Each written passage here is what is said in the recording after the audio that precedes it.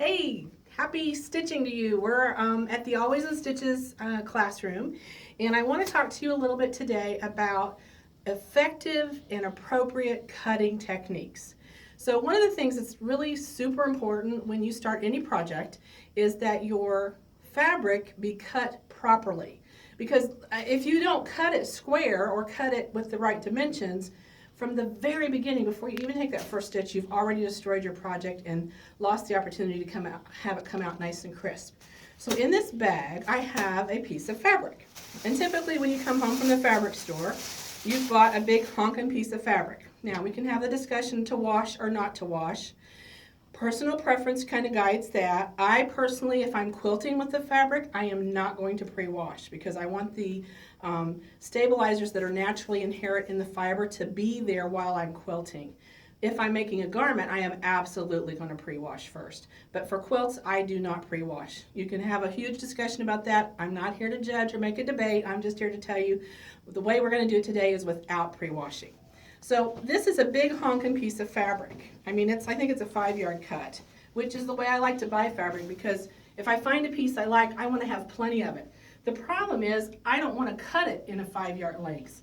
So the first thing I'm going to do, because I'm not making a back or anything out of this, is I'm just going to cut about a yard, and this is the old trick, from your nose to the end of your finger is about a yard. So I'm going to cut off a piece. I got all this covered to show you something else, but I'm just going to walk off a piece of this real quick so that I can show you how to square up your fabric, because one of the things that's important is to be able to square it up. So I'm just going to cut this piece off. This is going to go away for the next project, put it away. But now I have this piece of fabric, and what has happened is when fabric is rolled onto the bolt, it's kind of stretched and bent, and so when it's cut in the fabric store, this edge may or may not be straight. And additionally, it's sometimes a little wonky. So what I want to do is take my salvage edges and I'm going to square the fabric up. So sometimes and I'll just show you this real quick. See how tight that crease is in there? It's going to be hard for me to square it. So here's what I'm going to do before I even square it. I'm going to press the fabric. So we have some products that we love. Best Press is one. Flatter is another. Best Press we can buy refillable. With us, when you buy the Best Press at the retail price, if you bring back the empty bottle, we refill it for $1 off the regular retail price, or you can refill it yourself. Flatter doesn't come that way, but it does come in lots and lots of flavors and colors. This one right now is $12.99 for a bottle. This is the best stuff. You will love it. What it is it's a fabric releaser and stabilizer. So kind of like spray starch used to firm fabric, what this is going to do is it's going to take this line away. So I'm just going to spray that line. And here's the truth. I will take my fabric that I'm going to work with. See, look how it's already relaxing that. It's disappearing. And I'm just going to gently press. Now this is where I'm actually I'm ironing as opposed to pressing. Pressing is when I'm just going to drop it, but I'm going to iron. See how my line is gone? Just that quick. There's no line there. It's just nice and smooth. This piece was folded fairly well, but there's another line going across here. So I want to get rid of all these lines in my fabric, because if I cut my fabric with lines in it, those lines are going to transfer into the cutting, and it won't be nice and square. So I want to kind of press everything out so it's nice and flat. See, here's some more lines. And sometimes I'll take my fabric, and the day before I'm going to sew with it, I'll spray this either Flatter or Best Press, either one, just whichever one you like better, and let my fabric hang over my ironing board, and it'll relax the wrinkles and kind of help it be ready for cutting, because I want to cut on a nice flat surface. Okay, so just a quick little touch up. So now I've got some of the basic wrinkles out of this piece of fabric. See how it's nice and flat? So now what I want to do, in order to be sure I'm cutting true to the grain, which that's kind of an old garment trick. A lot of times with quilts we don't care about it being true to the grain, but you should. So when you look at the bottom of this piece of fabric, if I line up the edges, see that wrinkle that I'm getting in there? I want to move the fabric. There's like a gap. That's when I match the edges that were cut. But if I match the selvage and get that wrinkle out of there, and see my selvages at the top are nice and straight, and I have no whopper jaw wrinkle in there. It's nice and flat. That's what I want when I cut my fabric, okay? And that's an important thing to do to be sure that you're cutting straight of the grain.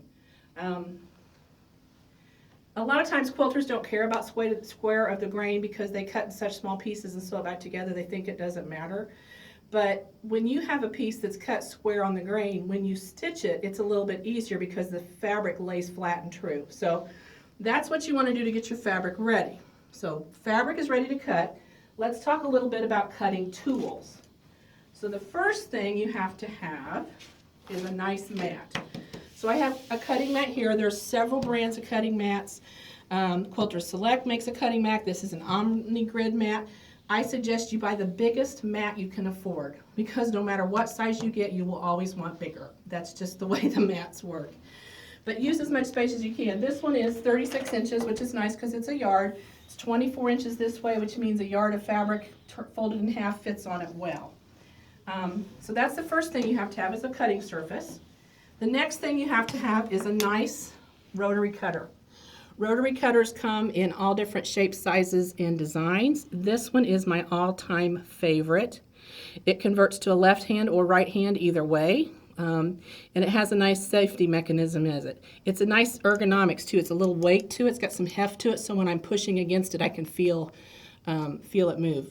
I would suggest if you're interested in buying a good investment, this is the one to buy. They also rotary comes in different sizes. So this is a 45 millimeter blade. This one is a 28. And this is a small little alpha. This is nice for getting into curves. If you have a template that has little bitty curves you have to weave around, this is what this one's really good for. This is a great little cutter, and I love the way it stays nice and sharp for me too. It's been a good little tool to have. Okay, so that's your choices. We used to use scissors for everything. Pretty much now rotary cutters are the queen, just because they work so well. And then the next thing you're going to need, if you're going to do much cutting, is templates and rulers. You absolutely have to have a long, straight edge. I like this one for lots of things that this one does. This allows me to cut half square triangles. It has some markings on it. I can cut circles with this. This is the quick trim and circle ruler in large, and then here it is in the smaller size. I actually use both of these rulers almost every time I work on any project. So at bare minimum, you need these two rulers. If you're doing quilt blocks, then you're going to start wanting the square rulers. So there's a 12-inch square. This is a 5.5. All different increments in between. These are nice to get, but start with these two at the bare minimum. So now when I'm ready to cut things, the other thing you need to learn, and I'm not going to cut on the piece that's laying under here because it's not been pressed or anything, so I'm going to take it off. And I'm going to show you this piece of fabric that we have prepared to cut. And you'll see that I want to smooth it out as smooth as possible. And then because I've aligned these two selvage edges, that's what I want to line up square with my line. So that is square to the world. So see how that's nice and square? And let's say I'm going to be cutting 2.5-inch strips. Well, the first thing I'm going to do is put my ruler, and at this point I'm going to use my mat. So I'm going to put the ruler on the 9 down there and on the 9 right here. And when I put my ruler on there, I want it just to the side. Okay, there's the edge of the number, or the number of the line. I want the ruler right on that, not over it, not in the middle of it, but right beside it, because that gives me my cutting distance of the width of the blade. And I'm going to do the same thing at this end. And what I've done is I've created a 90-degree angle. This is square, this way is square, and when I cut this way, it will now be square. Because I have to start with a square edge. And it's true of grain as well. So with this cutter, I push this button, and that causes the blade to open, and then I let go, and now I can cut. So what I want to be careful to do, I start with 8 fingers and 2 thumbs. I want to end with 8 fingers and 2 thumbs. So I start cutting at the end where I hold first. You always cut away from yourself.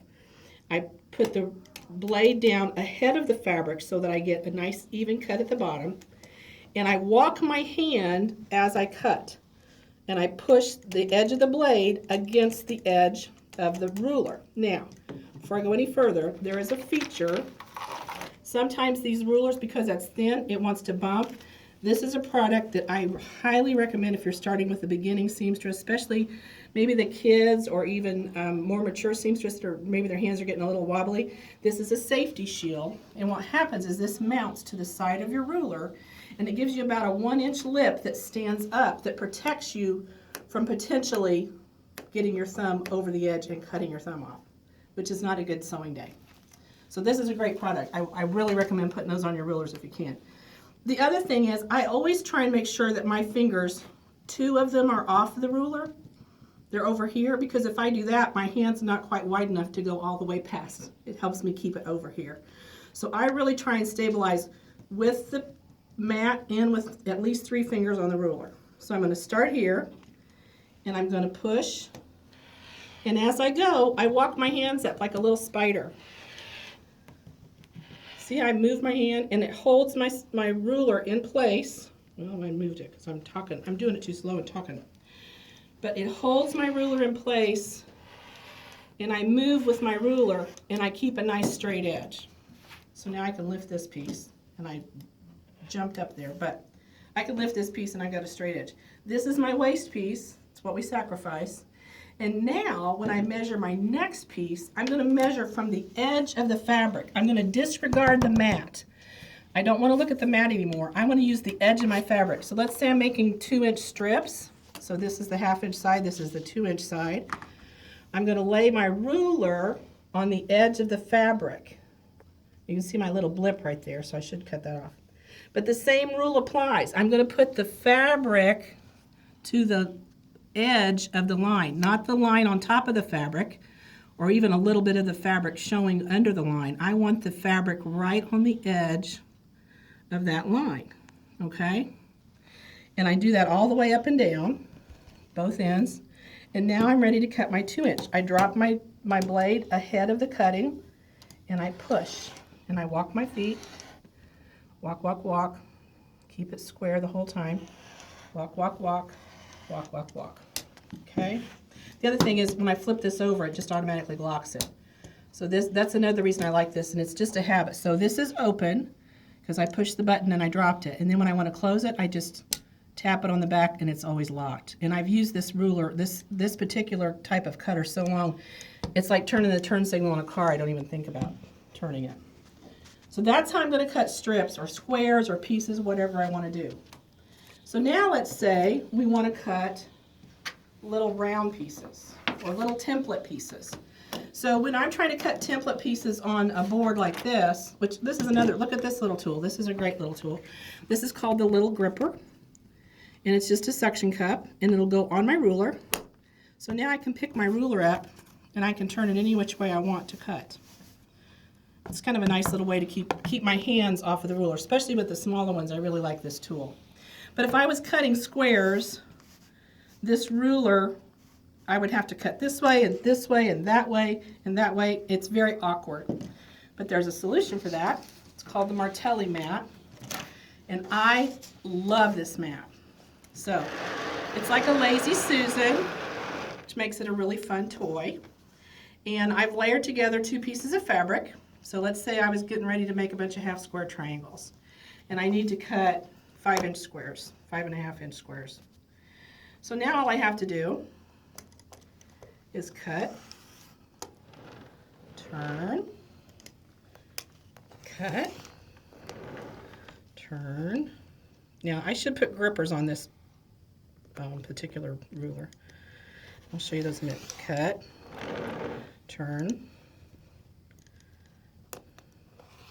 turn, and I think I need to cut one more because I turned it. Okay, if I didn't have to pick my piece up and down, I didn't go quite far enough, but there's my 5-inch square. And it's cut, and I just kept turning it. The other thing that comes with this mat is a pressing mat. So here's what happens for me. Let's say I've done all my pieces that I'm now ready to put together. And I have to take them to press them to the ironing board, and I need to get them all pressed. This goes to my ironing board now, and it will sit on top of my ironing board. I can press my pieces, I can fold them, do whatever I need to do to get them ready. And then I can also stack my block up and arrange it here, take it back to my sewing table, and I'm ready to sew. So this mat is about $125 for the mat, for the Lazy Susan part, the mat, and then this part on top. But it's one of the best purchases I've ever made. I use my Martelli mat all the time. It also gives me my dimensions. It gives me, if I want to do half square triangle, I can put this on here so I can see my 2 points. I can line this up here and here. I can put one of my rulers against it here. Line that up again on just to the left side of that line.